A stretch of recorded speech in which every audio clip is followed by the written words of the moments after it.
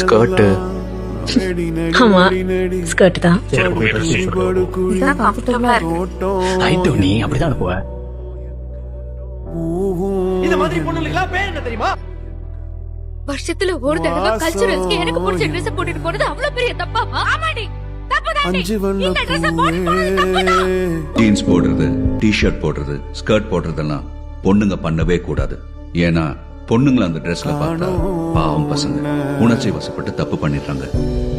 கொஞ்சம் ஃப்ளெக்சிபிளா இருக்கணும். எதுக்கு சார் ரூம் கூப்பிடுறீங்க? Will you sleep with me? Sir இவன் கூட படுத்தாதான் வேலை தருவானா? எனக்கு மட்டும் தான் இந்த மாதிரி மெசேஜ் அனுப்புவீங்களா இல்ல எல்லா பொண்ணுக்கும் அனுப்புவீங்களா? திடீர்னு எடுத்து கட்டி பிடிச்சிட்டு விடவே இல்லை சார். பொம்பளை பிள்ளைங்களை அவங்க இஷ்டத்துக்கு அறிவுமுறைமா வர விட்டா தப்பு நடக்கத்தான் செய்யும்.